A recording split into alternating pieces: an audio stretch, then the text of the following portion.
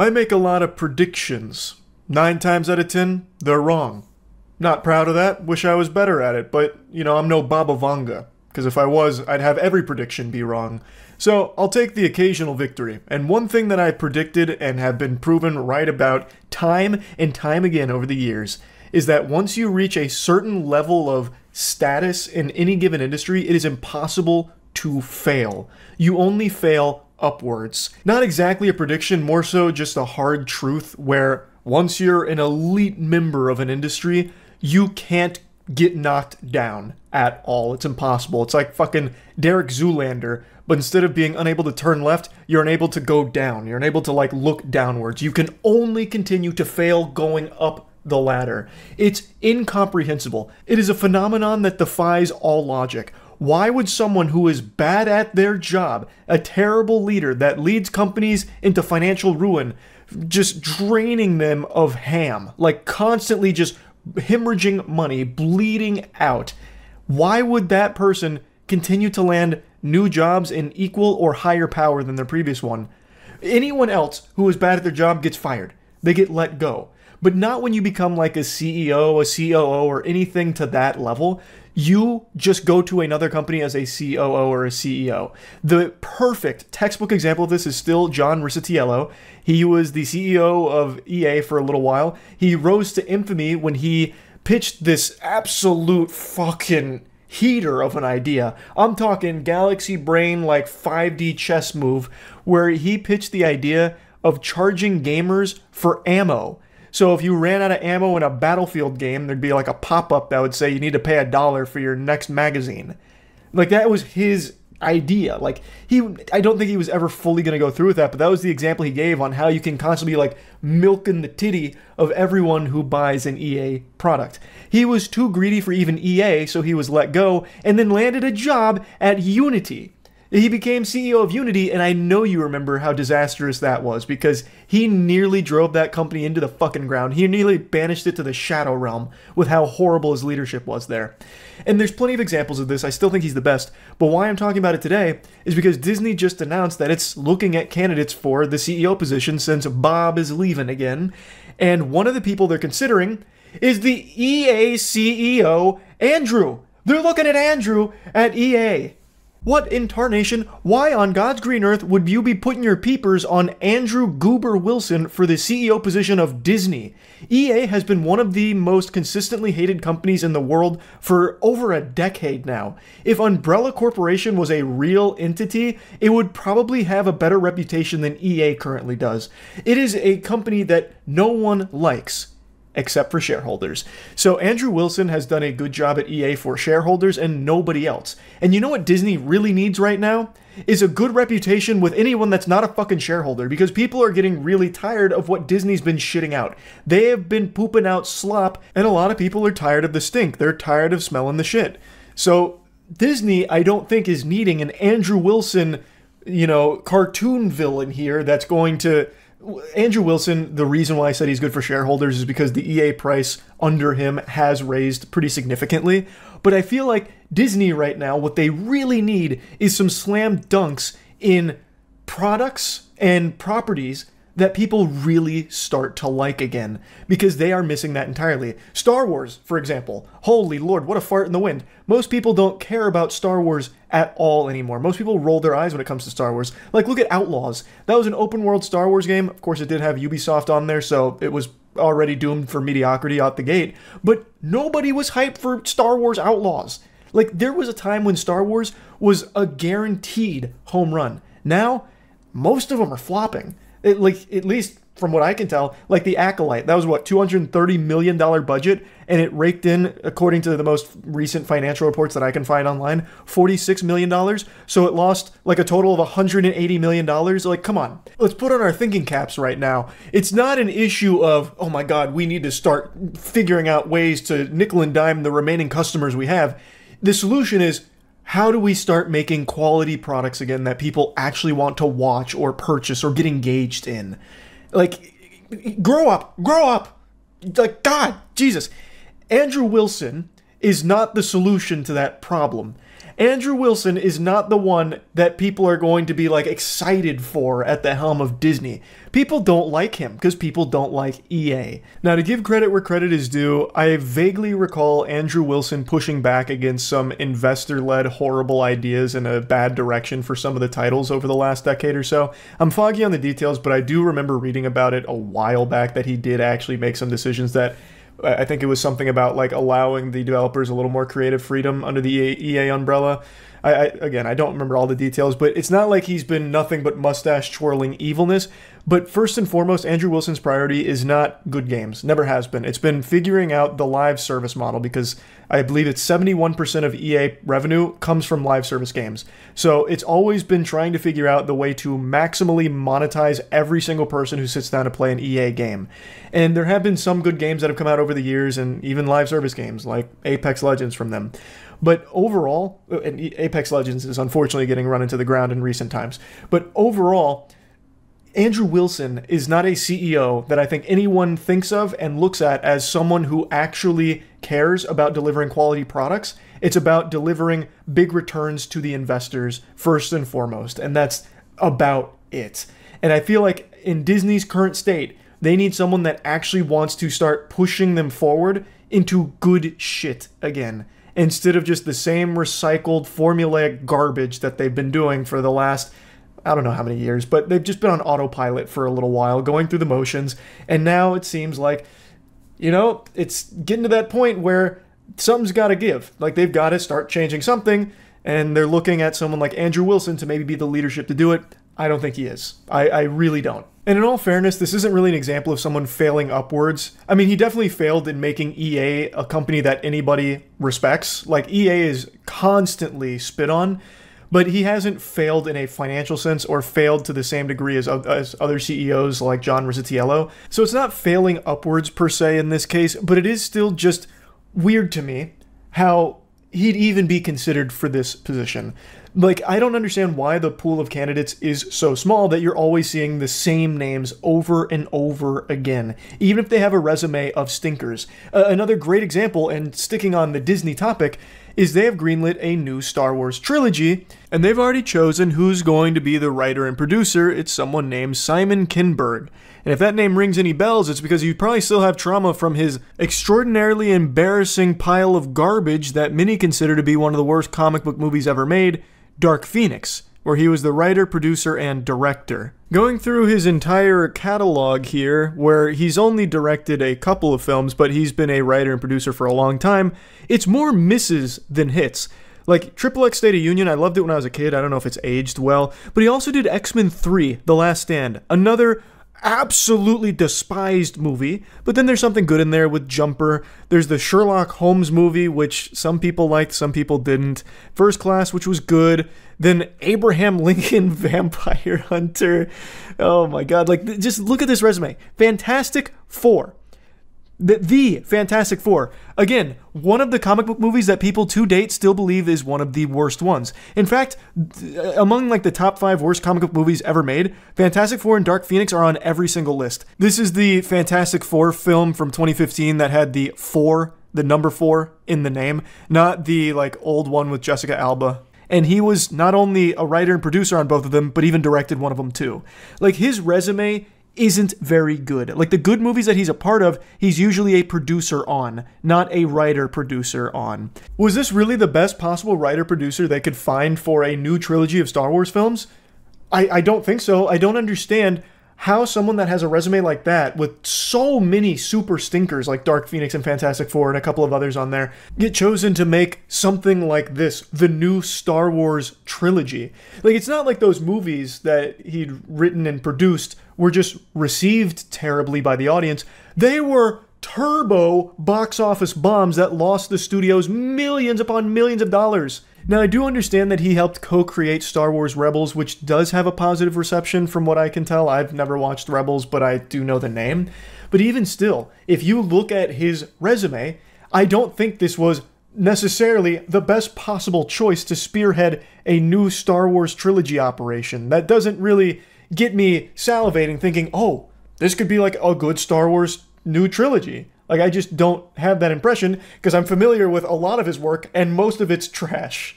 It just really seems like if you somehow break through to that level where you're a writer-producer on a Hollywood project, it doesn't matter what you do from that point forward because you will always still somehow be able to find work of equal or greater level. And I just don't get it because it's not like by merit or anything. It doesn't seem like, from what I can tell, Simon was the one that was like pitching Disney on this and they just really liked the direction, so they said, okay. It seems like it was Disney that chose Simon to write and produce for them.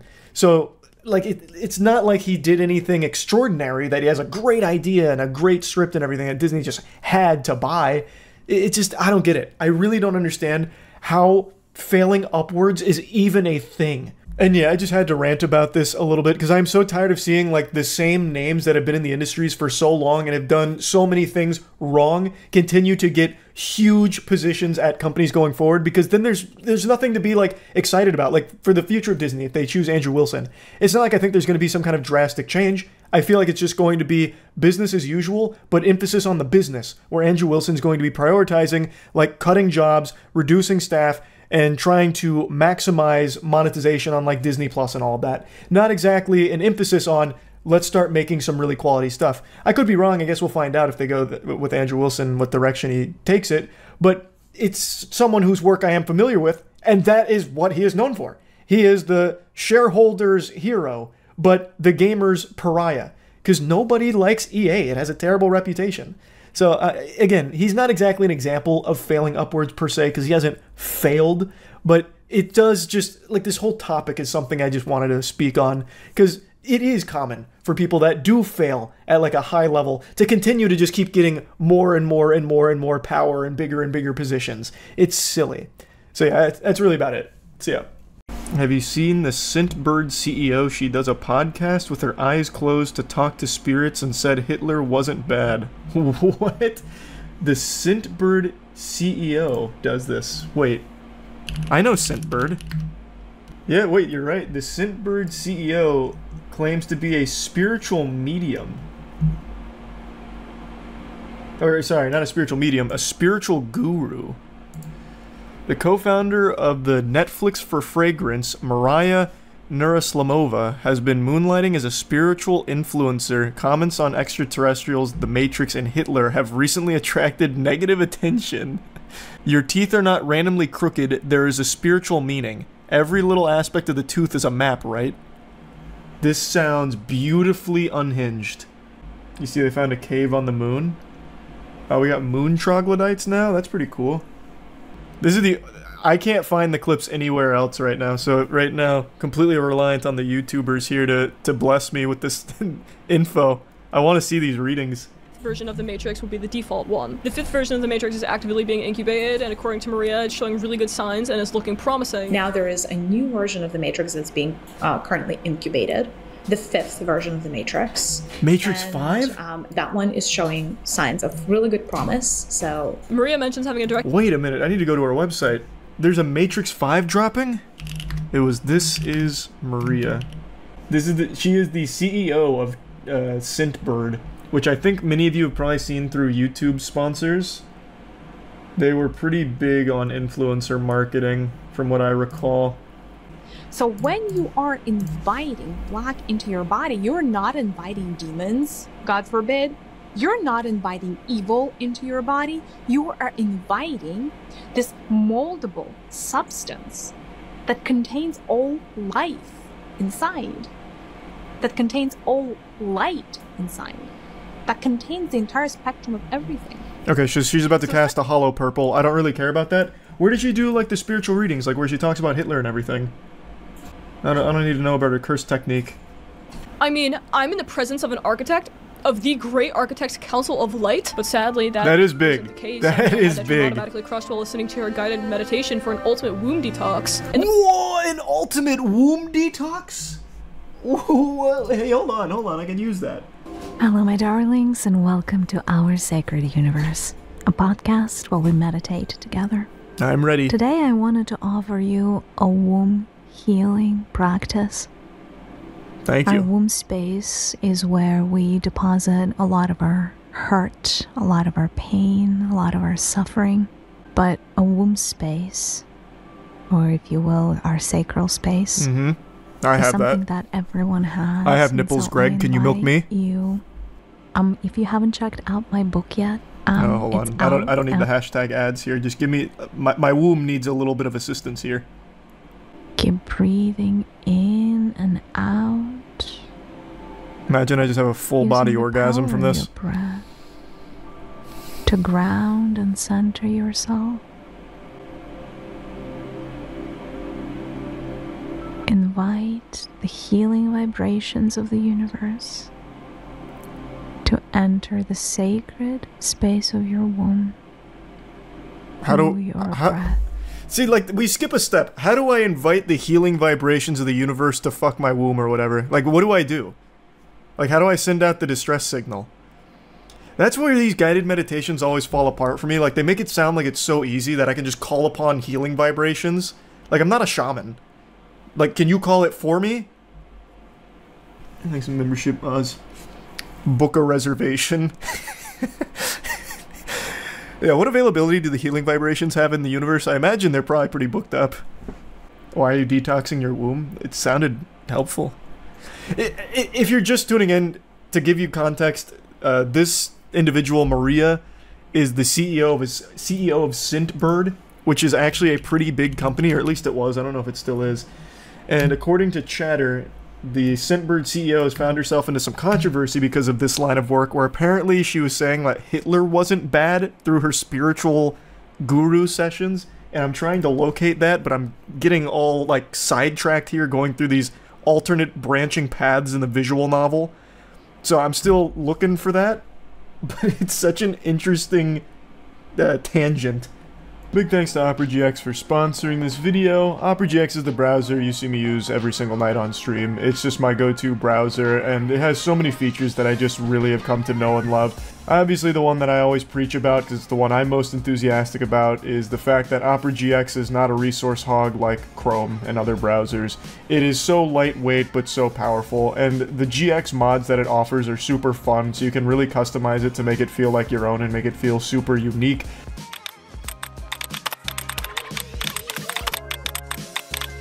There's just so many things you can change and tinker around with. There's so many different ways of integrating extensions that you're already used to in other browsers to seamlessly transition them into Opera. They have the GX store. They just have so many features. The hot tabs killer, forcing things to go from flashbang into forced dark mode, so you don't have to go to a new website and then just get blinded by a bright light. It's just the best browser, in my opinion. So, big thanks to OperaGX for sponsoring this. You can download Opera right now for free by clicking the link in the description. The dark truth about coffee, it is a toxin that darkens your aura? What? Coffee is bad for your aura?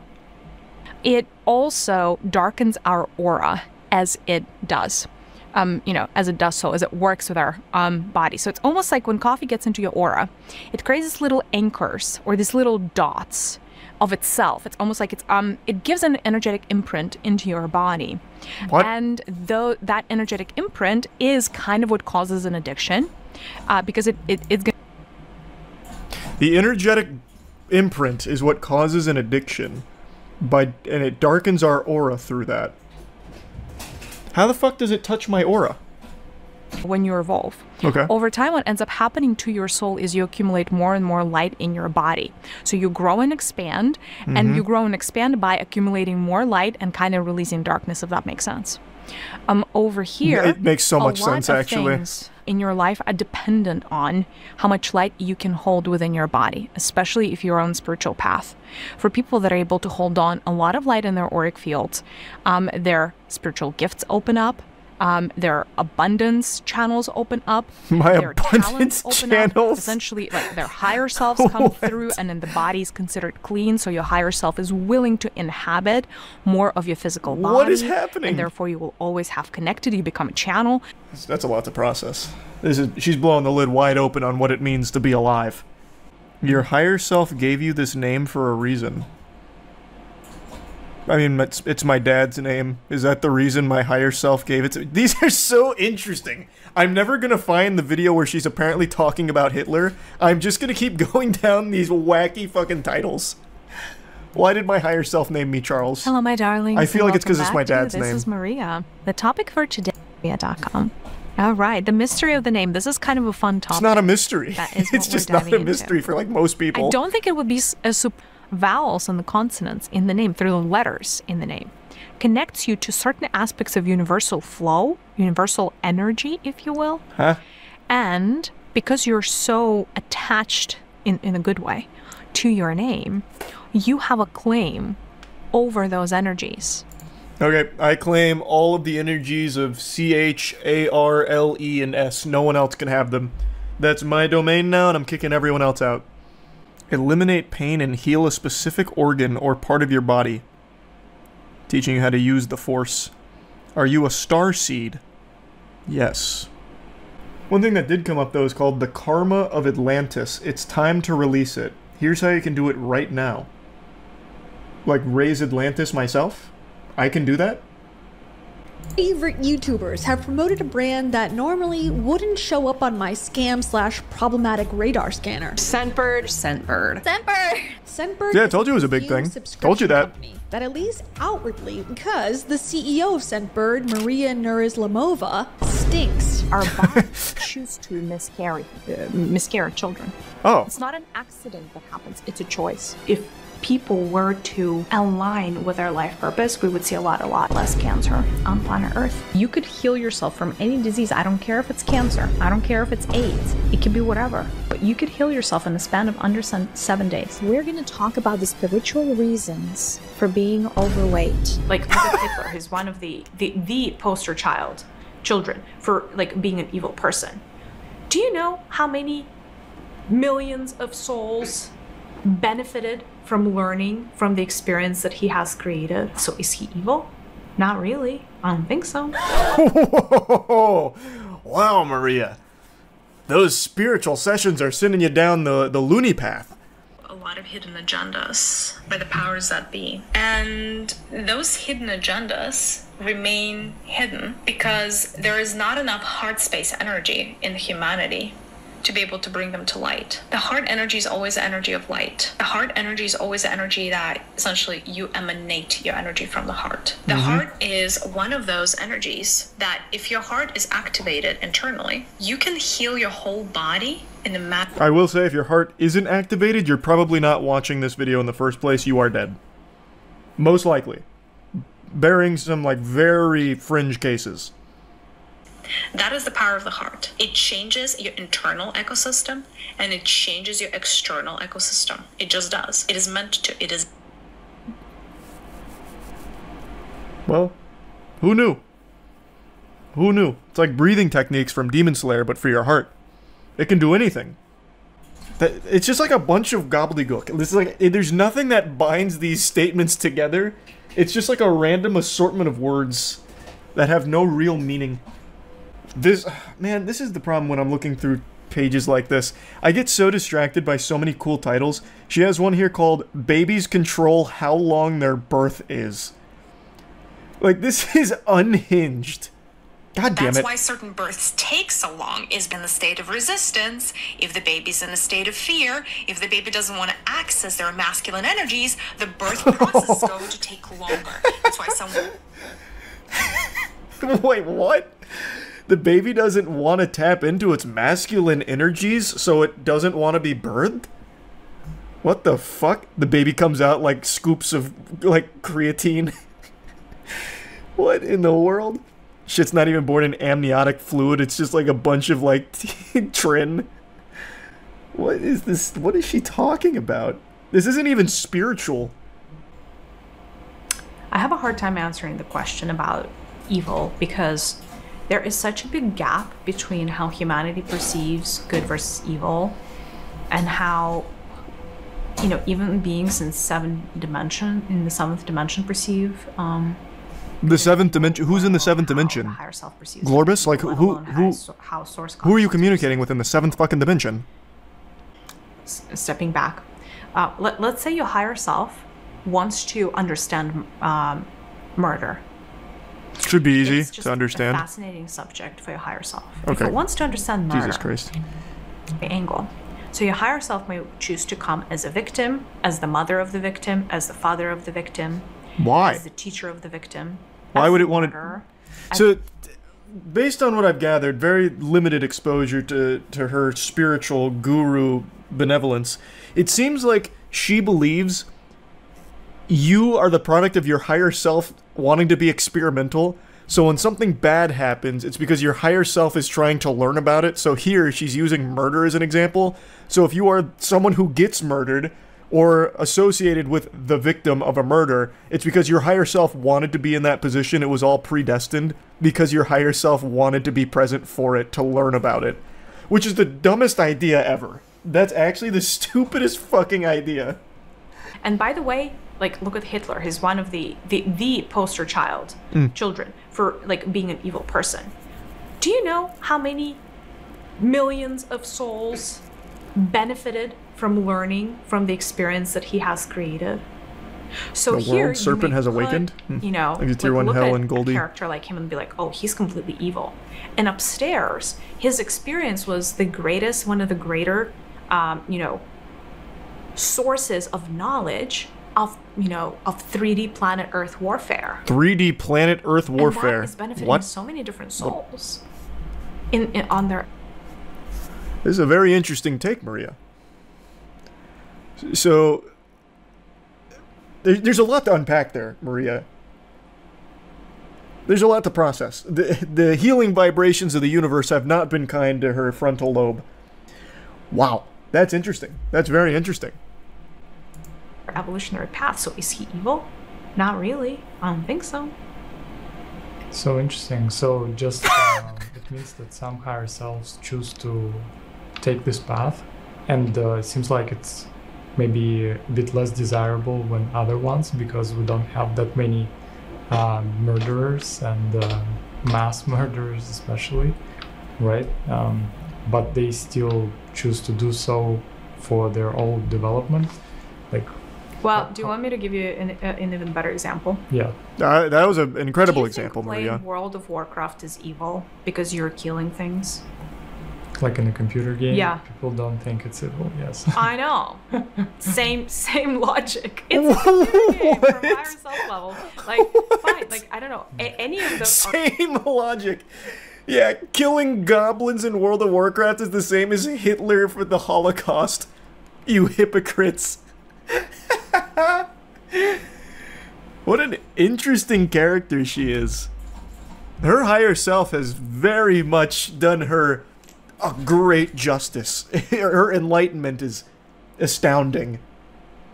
She's trolling. I don't know. She has a whole career based out of this, and apparently you can even pay for these sessions privately. But her main hustle is Scentbird, which, again, is a pretty popular product, or at least it was for a little while. She's the CEO of it. Or at least was. RPG games, I think RPG is what they're called, right? Like, where you, like, go and, like, murder, you know, all kinds of beings. They're not beings. Sunday, they're with pixels. All kinds of weapons, and you're like, I need this strength, and I need this skill, and let me have this gun, and I want a bigger gun, and even more bullets, and blah, blah, blah. I mean, you go in, you may have murdered 1,000 beings. They're not beings. They're not real. And then you go on your merry way, and nobody's pointing a finger at you at work and being like, this is a mass murderer. But how is that any different? So that's what I'm that's saying. So like, good. What you perceive as oh evil my god is not the same experience. Now, you as an avatar, right? You as a person who chooses to play a game, you choose what game you want to play, right? Like, you may go and play Candy Crush.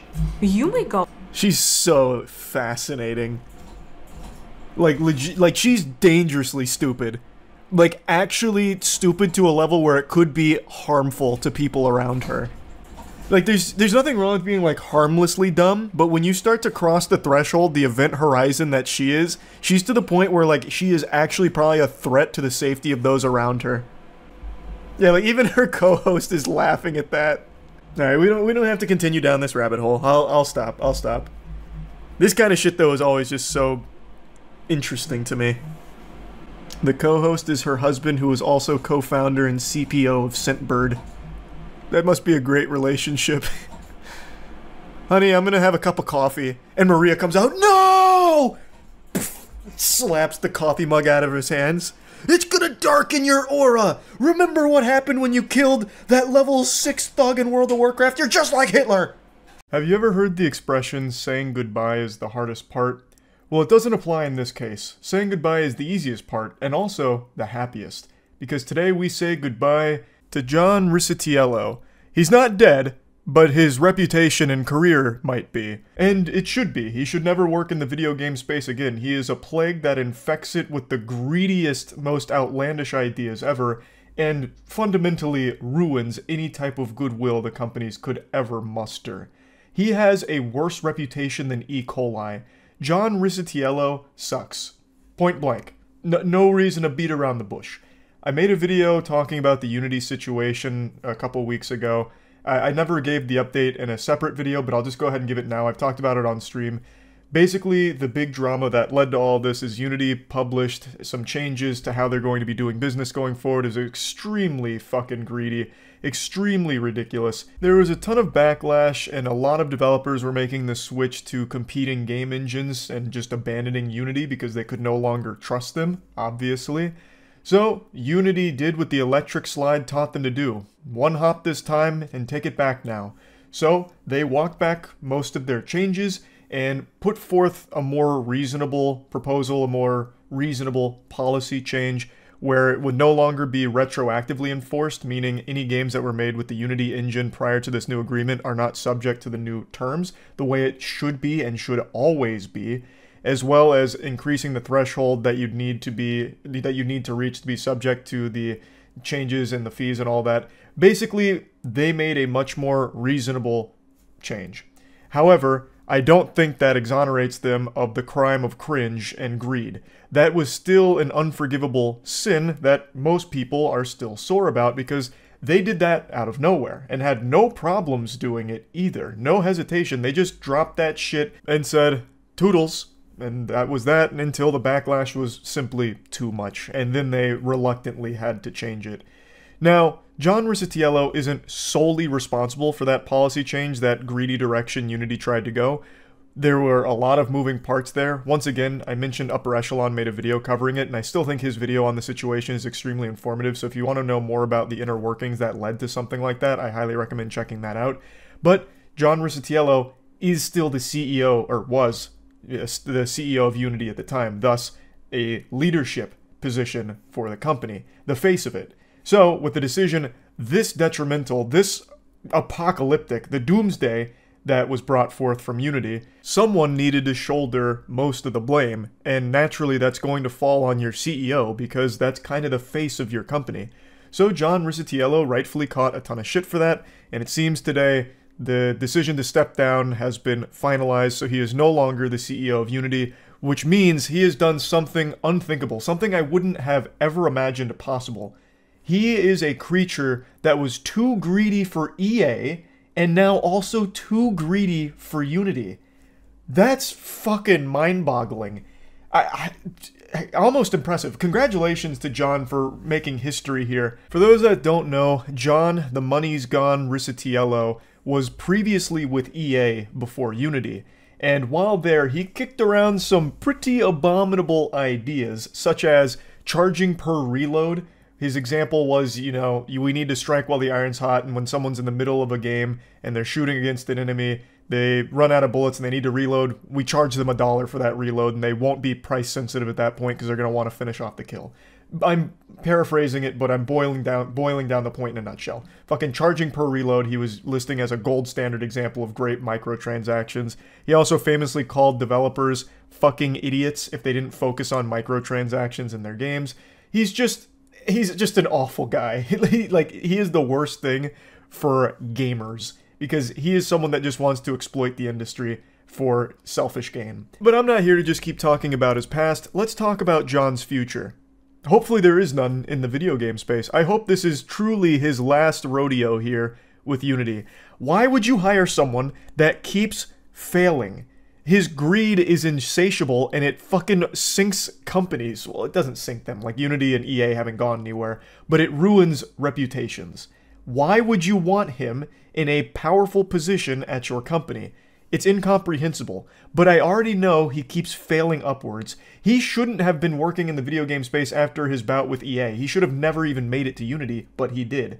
So, I have a sneaking suspicion John will continue to fail upwards, and he'll probably land a CEO position at fucking Ubisoft next. Like, he will likely be in another position in the video game space and finding more and more creative, degenerate ways to squeeze money out of the consumers, and that's just the cycle's going to continue. That's my prediction, but I hope I'm wrong. He's like a cockroach, and I don't want to see him in the industry anymore. He sucks. It's great to see that he's no longer with Unity. Maybe Unity can get their shit together, but as I said in the previous video, I don't think this means people should trust Unity going forward. I really don't. It's not like John was the only problem here that led to this decision. It had to go through many different people and many different layers of the big business onion before it went into effect. So, them getting rid of John doesn't absolve them of all the sin. It doesn't get rid of the root cause of the greed. It's just one of the symptoms that they treated here. So I think it's important people remember that. Unity isn't blameless here. They're not innocent. Unity and everyone that's still currently there in a position of power did play a role in that initial policy change that was extremely greedy and exploitative. So yeah, just keep that in mind. I don't think we can all just start trusting Unity again just so quickly.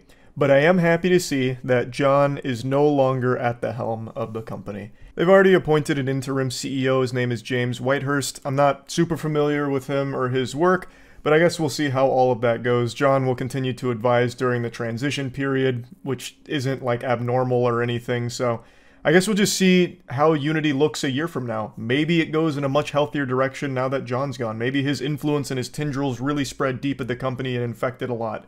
And now with him gone, everything will be smooth sailing. That'd be nice, but yeah, we'll see. Just wanted to give a little update to this whole story here. That's about it. So yeah. There's some memories that last a lifetime. Your first kiss, your first time driving, first time flying, first time getting an A on a test or hearing your parents say they're proud of you, and the first time you experienced the heartbreak of when your favorite video game gets unjustly shut down. If you close your eyes and listen closely, you can hear spirits breaking from tens of thousands of Echo VR players from across the world. Unfortunately, it was revealed a couple days ago that the most popular VR esport, Echo VR, is being shut down by Meta's new CTO, Andrew Bosworth, aka Boz. Big Boz recently took over and is making some pretty big changes and has cemented himself as the supervillain in the VR space. He, for some reason, decided to pull the plug on Echo VR, which is not a dead game by any means. It's a community of tens of thousands of players that still have a massively thriving esports scene. But unfortunately, just like Judge Dredd, Andrew Bosworth was blessed with the ability to axe anything. He's judge, jury, and executioner. So Echo VR was no longer allowed to fly under the new Boz laws. His reasoning is that the community is too tiny, saying that it had fallen into the low 10,000s, which if any of you play games know that that's not really a dead game status for what is essentially a 3-year-old game that doesn't see a ton of updates in the first place. Like, that's pretty fucking good. But not to Bosworth. He only deals in the millions and billions. He doesn't get out of bed unless there's a threesome waiting for him when he stands up, you know? Like, this is the kind of guy that only deals with the biggest numbers, I guess. So he said, unfortunately, since these pests are just so tiny and insignificant, I have to crush them. Keeping things alive takes work, Bosworth said. This is not like a return on investment money standpoint, it's just those resources could be put to other uses that I think will be useful to the now tens of millions of people who are in VR. He also says that Meta has some regulatory constraints that make it more expensive to maintain the game. So this is a bunch of baloney. This is horseradish. There's a bunch of fish paste here. That is a sizable community. That is a pretty strong user base for a game that's 3 years old and does not get active updates. You don't have a team that's on this that's dedicated to working on it around the clock. I just don't believe that's the case. I really don't. I don't think there's a ton of resources that are spent on the game as is, and I don't think taking those resources is going to somehow curb Meta's hundreds of billions of dollars that they're losing already. I'll never understand decisions like this from companies that can clearly afford to just keep this running and maintain the goodwill of tens of thousands of players. Because you cut these people off, they're not coming back. Where are they going to go? They're going to go to Horizon? No one goes to Horizon. That place is more empty than a dilapidated fucking insane asylum from the 1930s. No one goes to Horizon. The only people on Horizon are people that are trying to exchange drugs for Bitcoin. Or just like really shady fucking weirdos RPing. So these players are not going to Horizon, and it's not like you have a ton of other products to offer them. They're just not coming back. They were there mostly for Echo VR, I imagine. And now you've made them hate you. So you've lost them. I feel like the goodwill of them is more lucrative long term than the 4 or 5 developers that you may have been able to take off of Echo VR and put on your ad space, your mobile game ad functionality, or whatever the fuck you're going to use them for. It's a stupid decision. And they go very hard here. They are absolutely making sure the shit stays buried and dead. Like, they are putting it in the casket and sending it straight to the goddamn core of the earth. They're sending it right to fucking hell. Echo VR will never see the light of day if it goes Boz's way. The Boz went on to put his dick in his mouth one more time. He said, I will add one more thing on this. I know people are really focused on it understandably, which is that we looked at if we can open source it, and the answer is basically no. It's very deeply entangled with a bunch of our systems, and there's no. It'd be even less cost effective to do that. Can we spin it out or sell it? No, because we want the Ready at Dawn team to be continued to be focused on these other projects that we're excited about that I think are going to have a bigger impact on a bigger number of people on driving more adoption. I don't know if he realizes how big of an asshole he sounds like every time he opens his mouth. Everything that comes out is all about numbers. You guys are small, so you guys suck, which is why we're abandoning you out in the cold. Fuck you, find your own way home. Like, it's fucking silly. If the game was truly dead, like it was a really small community, then I'd understand it. Like, that makes sense, most people would understand it, but the game's doing, like, really well. They have, like, 3 other LAN events this year that have, like, $200,000 in prizing. Like, it's not a dead game. It's really not. They could have, like, just, you know, if they want to focus on other big projects for the Ready at Dawn team, you could just keep the game as is and then have them still work on the other shit. The game is not seeing a ton of updates, and it hasn't in, like, 3 years. So if you just kept it the same, just keep it running, just keep the fucking lights on, like that's the bare minimum, people would probably still be fine with that. And then they could focus on whatever other bigger projects you think are going to entice a bigger number of players to come to the fucking metaverse and, you know, the Oculus, whatever. I just don't see why you couldn't have your cake and eat it too here. It just seemed like a really simple move. He even admits openly that the previous CTO, John Carmack, wouldn't have shut down the game. And do you know why? Because he's a guy who fucking gets it. He's not perfect, no one is, but he at least understands basic shit like this. Whereas Boz doesn't, because you know what Boz is? He's an ad guy. Before he was the CTO of this shit, he was just an ad guy. All he did was fucking ads. There's a great video that's made by a channel called Thrill Seeker that I'd like to show you some clips of. He covers this whole thing in depth, so I highly recommend it. I'll put a link to the description. I'll put a link to the video in the description. But I just want to show you a little bit more here about the situation, because it's kind of interesting. Oh, did Thrill Seeker make a whole video on the Echo VR thing? Yeah, I know the situation. Meta shut them down. Why is this happening? Why kill a game with tens of thousands of active users? And is this really how Meta is going to operate? Because that's just Facebook in a nutshell, baby. That's just Meta in a nutshell, baby. Fuck everyone, fuck everything. We're just gonna lose money and you can't stop us. Pretty easy to see exactly why. Swapping chief technology officers of a future technology company, even if Carmack wasn't full-time, is almost like a company brain transplant. On one hand, yep, Carmack comes from a pretty... Which is one of the big problems that Halo Infinite faced, because they kept losing some upper-level, like, senior project leads.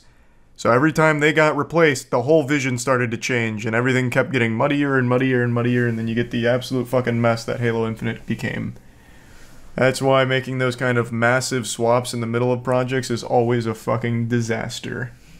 Bosworth, on the other hand, is cut from totally different cloth. He's been at Facebook since 2006, and he made his claim to fame within the company, making Facebook money as the vice president of ads. That's right. Hey, what a great fit for gaming. That sounds amazing. Let's take the vice president of ads and put him on the gaming space. That's just a seamless fit. Fuck yeah. That's the Boz, baby.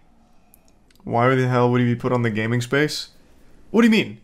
Gaming is a multi-billion-dollar industry. Taking a guy who's all about just making money off like ads and shit, trying to monetize the gaming space, 100%. That's why they put him there.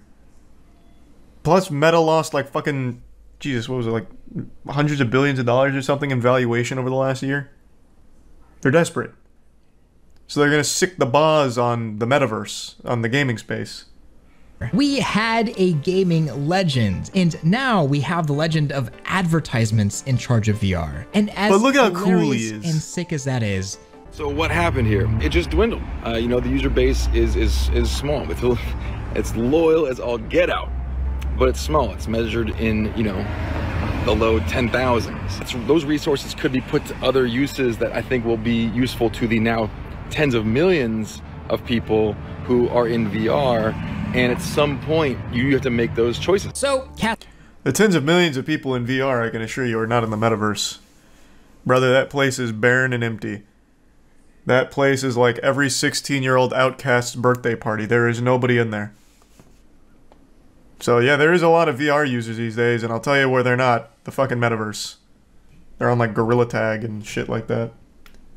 Yeah, I know, him calling 10K small obviously just shows how delusional he is when it comes to like player-based numbers, because this is an ad space guy. 10,000 people is nothing to him. When he's working with like Facebook mobile ads and shit, that is barely a blip on the radar. That is a completely meaningless number to him. So he can't really separate that number in the ad space to the gaming space. Because a 10K, and I think it was, I imagine it was more than 10K, but even just a 10K user base on a multiplayer VR game is pretty fucking good. That's a strong community. But I do need to think about return on investment. And I'm not talking about money back to Meta. I'm not talking about trying to make money. That's good, because Meta doesn't make money. And you know who's not going to solve that problem? Goofball Boz. So I'm glad that's not on the priority list, because that shit is not happening. Talking about the return on the human capital, the people that could be doing something that's going to affect millions of people, but instead they're trying to keep something alive that affects 10,000s of people. I love how deeply it affected those people, but I just got to make those calls. It's part of my job. His job is legitimately to be hated. This guy has done nothing that people appreciate except for soulless corporate suits. This guy is a fucking chronic loser. He is an ad space guru. He pumps ads to kids on Facebook and now shuts down games that people like. This guy's entire position is to just be disliked. To be an unlikable heel. What a fate. What a fucking fate. Corpo slime. I mean, pretty fucking much, man. But beyond cosmetic paid DLC, the game hasn't really been updated at all since it came to the Quest 3 years ago. And half the game, I didn't know it was that old. In my opinion, the better half of the game, Echo Combat, just never came to the Quest at all. It's stuck on PC for no reason. And at this point, it's honestly impressive that Echo still has a community as large as it does at all. But Wait, so is Echo... Did they still have a component elsewhere off of the Boz domain? Oh, because they haven't taken it down yet. Oh, okay. I'm talking about when they take it down. Are they affecting the one that is outside of the Quest? Like, are they taking the one that is on PC? Does the whole thing come down? Like, the PC one comes down too? Yeah, because they're shutting off all the servers. Got it. Okay. Some people really don't care, and they'll just bend over and take it from any corporation that'll give it to them. But really, why do I even care? It's just a game. I will say, though, as far as corporations go, I think Meta has the least amount of meat swallowers in the world. Everyone from every walk of Earth hates Facebook, and Facebook is a company. Like, no matter where you are in the world or with your beliefs, everyone equally fucking hates it. I don't see many people ever defending it. I see some metaverse brainwashed people, but those are very small in number. Echo VR has need everyone's help to save Echo VR. It has 3 to 4 yearly LAN events and multiple esports leagues. Has a dedicated user base, putting money into making it the biggest VR esport. Yeah, so when this story broke, I kept seeing it touted as like the biggest VR esport. I don't really keep up with the VR scene much, so I wasn't very familiar, but I still think that's pretty cool. Hope someone sets up their own servers for this. Yeah, I'm going to tell you right now, that's going to be unlikely, especially with a company like Meta, and especially with a soulless weirdo like Boz. If someone tried to set up like their own private server, like if they tried to do what City of Heroes did, for example, I feel like Meta is the company that would 100% come after them legally. So I think there's a 0% chance of that happening. So once it goes down, it'll stay down. There's definitely still a fighting chance to save Echo. So does Thrillseeker do a call to action here? Because I don't really know how you save it beyond making a big stink online and Normally I'd say that does have a chance, but with Meta, I just don't think they give a fuck. I really don't. Someone out there has created a functional mod loader for Echo VR called the Vega mod loader. This has been used specifically in the past for professional Echo tournaments, mainly to change the server to play in a LAN environment. And those are kind of crazy setup here. Other adjustments with the Vega patch. The community is going to eventually reverse engineer the servers, whether that takes months or years to do, which it could take years. They're going to do it. So if they're they absolutely can do it. Like they absolutely could do that, and what would happen is Meta would sue them. It'd be a cease and desist if they keep going. That is exactly what happened initially with City of Heroes, and they ended up running private servers in secrecy for like 8 years, which was in a very big legal gray area. What are you doing, Io? Why are you trying to eat the trash can? I really do hope that they don't do that, because there's absolutely no harm in having the private servers. It doesn't hurt Meta's bottom line. Or what are you doing? What is going on over there? It does nothing to Meta's bottom line. It does nothing to their company. That it is completely a victimless thing to just have private servers of Echo VR persist. But these companies are fucking cutthroat, and I feel like Meta is definitely going to be one of the worst ones for it. And I gotta say, I am so excited to go work on some hardware videos now that aren't so loaded. But I also hope that you guys got to see a little bit behind what's going on at Meta right now. Hey, I got more reasons to hate Meta. They're just a company making VR stuff, love that. And they're doing a lot for the industry. Let me know what you thought below. Much love, Real out. That was good. That was an extremely informative look at exactly what was going on. I had a baseline understanding of what was happening, but this was a lot deeper into it. So now I have an antagonist. To play with, thermal space to play. Boz. I don't know how many of you are following the drama in the pizza industry, but for those of you that aren't, I'll give you a brief overview. Papa John's is a massive pizza chain that I'm sure the majority of you are familiar with. You've probably eaten some of their grease before. You may like it, you may not. Better ingredients, better pizza, Papa John's, you know, that whole deal. Well, it has a founder named John Schnatter, and last year he made a multitude of mistakes. The biggest was saying the N-word on a conference call, which was then brought to the public's attention. Well, as a result of the racism, the Shat Master was taken off the board and annihilated online. In response, Schnatter says that he was pressured into using the N-word by the people on the call, which just sounds ridiculous because I can't imagine on a conference call for business they were poking John Schnatter in the ass saying, hey, be racist, be racist, be racist, until he was racist. Or like some type of hypnotist fucking puts him to sleep and makes him racist. It was a ridiculous defense that he came up with. But anyway, fast forward till today, he's been pretty quiet on most things that I was able to see. And then he comes and does a bizarre interview about where he is now and talking about the day of reckoning. Sooner or later, the tape's going to come out in public, and people are going to go, wow, that's what he said. And so that's what he said. And they're going, they made this out of that. They know what they did. They know it was a setup. John Schnatter looks like a Borderlands character. His fucking hair looks cel-shaded. He is the wettest human being I have ever seen. In every commercial, every interview, every picture, he just looks like he's sweating profusely. It's as if he's eaten so much pizza, his skin is starting to become the consistency of pizza, all greasy and shit. But anyway, his side of the story is he was set up by the people closest to him so that way they could take more of the company and take it away from him, which makes a lot more sense than his original defense of the aliens forced him to be racist. But even still, he has no proof behind this claims of setup, and he even says there that once the tape comes to light, you'll hear what he actually said. But he also confirmed that he said the N-word, so you're still going to hear the N-word. I don't know. He doesn't really have a solid defense. When it finally gets out what they did and what was said, I think my phone's going to ring off the hook going, wow, we made a huge mistake here. John, you naive boomer. It's 2019. No one says sorry for anything, and they for damn sure will not be admitting a mistake. I've probably had over 40 pizzas, 40, in the last 30 days. They don't make the pizza the way that I used to make it, the way we used to make it. It just doesn't taste the same. I want you to stop for a moment and just take in how absurd that statement is. That's like one of those SAT math problems that you know could never possibly exist. That's shit like, Sally has 10,000 apples and Julie wants half of those in her fridge. What do? Use the algorithmic Pythagorean theorem. It's absurd. 40 pizzas in 30 days. Let's assume he's going on the traditional American diet of 3 meals a day. That means that he was consuming roughly 3.5 pieces of pizza per meal every day for a full month. John, you either can't do math, you're lying, or you have the strongest fucking metabolism of all time. Because this man's heart should have just stopped halfway through this diet. This shit makes the Super Size Me documentary movie look like child's play. That is an absurd number, John. No fucking way you had 40 pizzas in 30 days.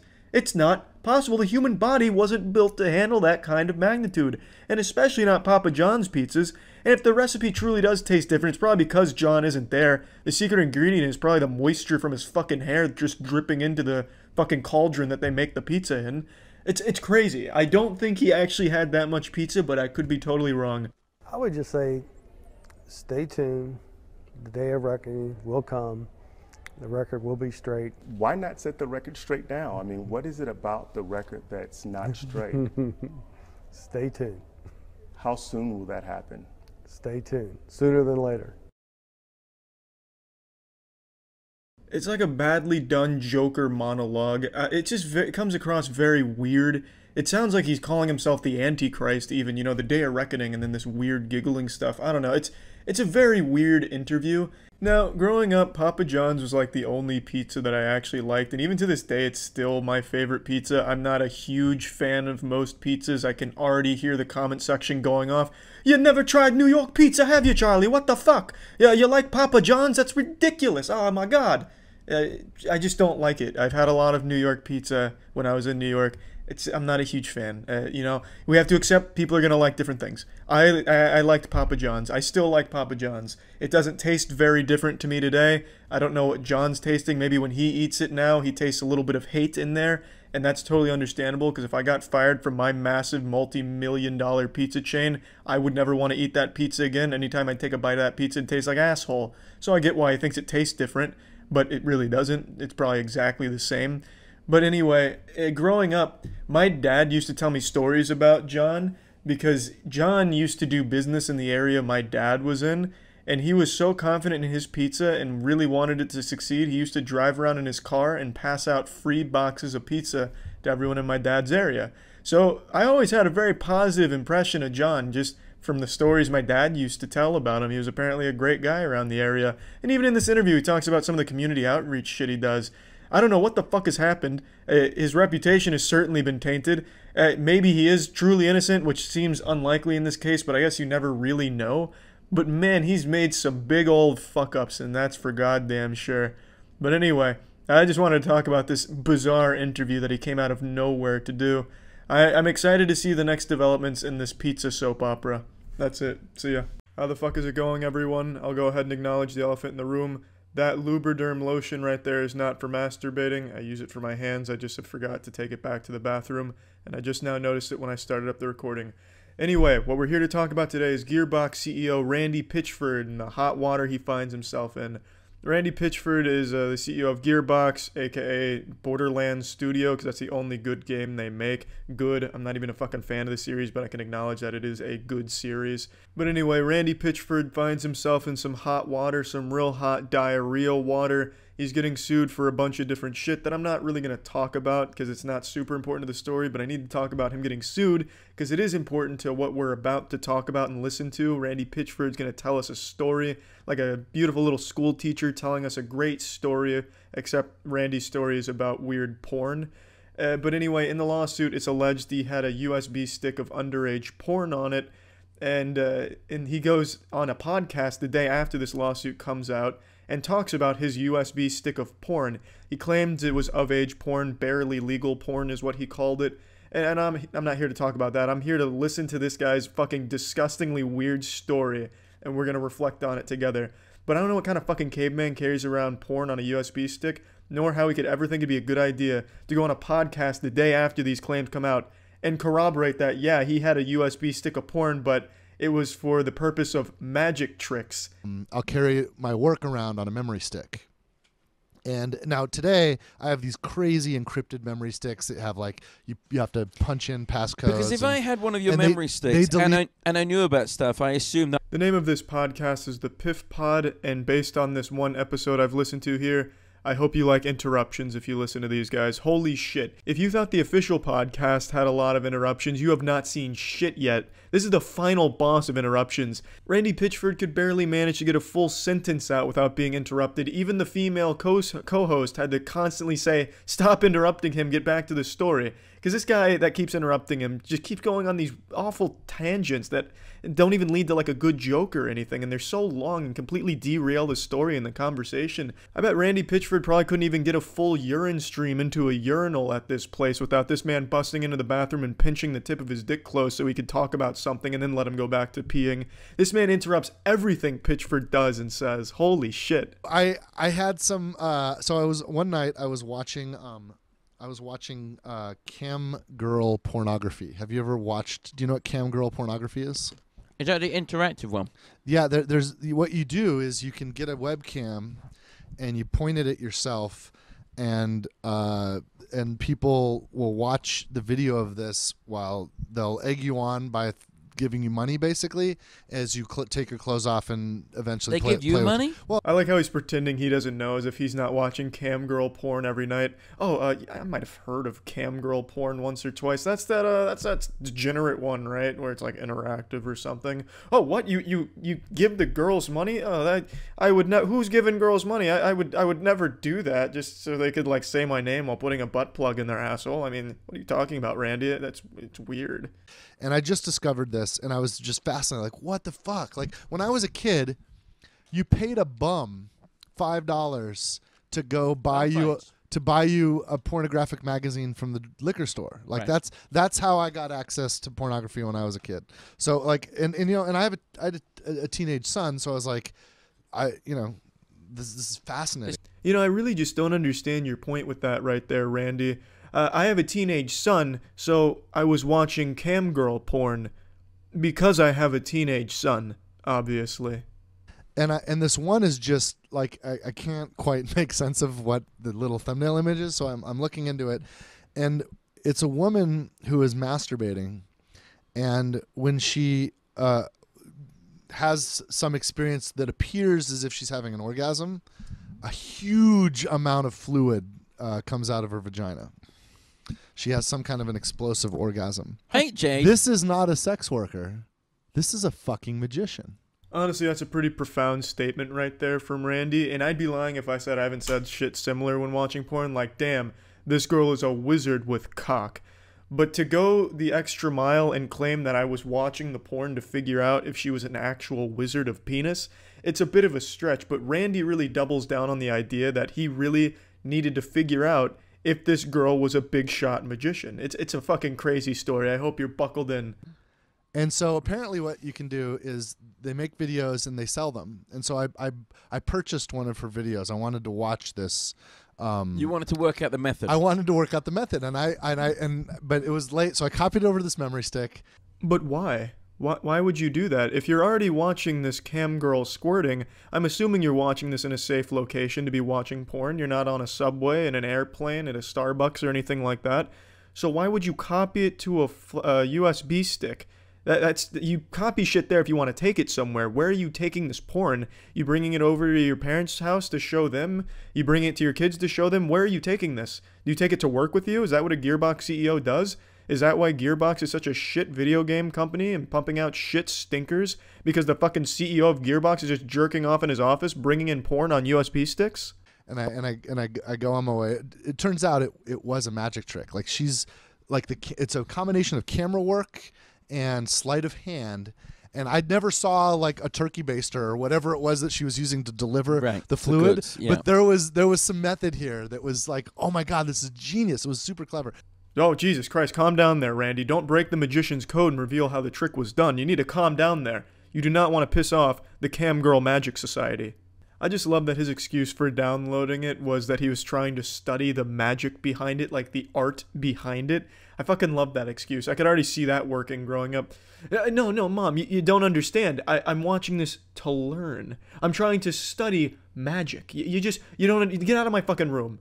It's also a little sad that when you break this down, Randy watched a cam girl squirt and he was so unfamiliar with squirting that he thought the only logical explanation was he was being deceived. It was magic.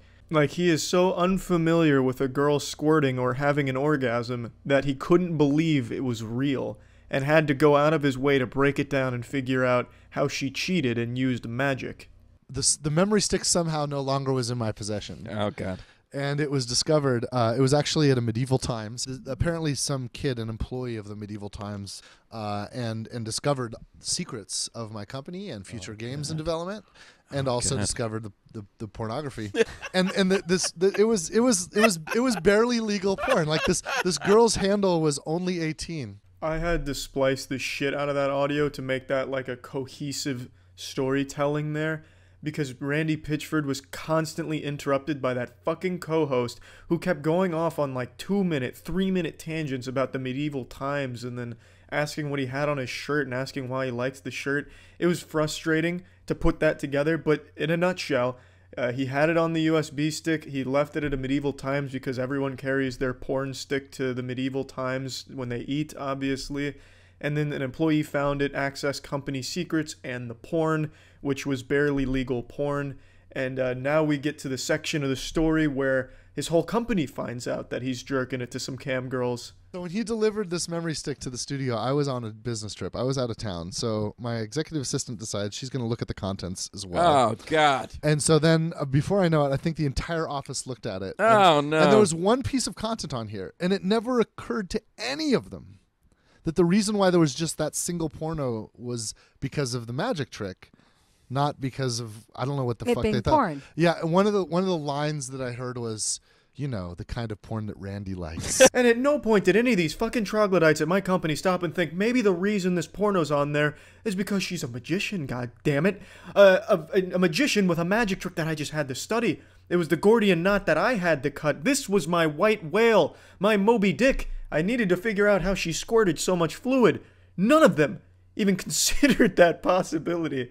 Randy, you fucking weirdo. If you came in possession of that USB stick and you saw that porn, would the first thing you think be like, huh, maybe this guy's not jerking off to this? That'd make no sense. Maybe what he's actually doing is trying to study some, magic. But really, that's where the story ends, because then it just once again devolves into a competition for the host to talk over Randy. And it's just a constant feud to say things at each other.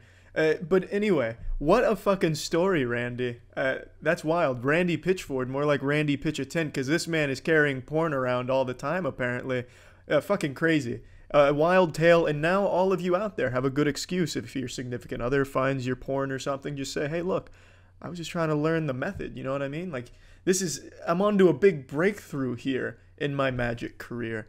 I think it's foolproof. That shit is fucking watertight, bulletproof, and that is an insane fucking story right there.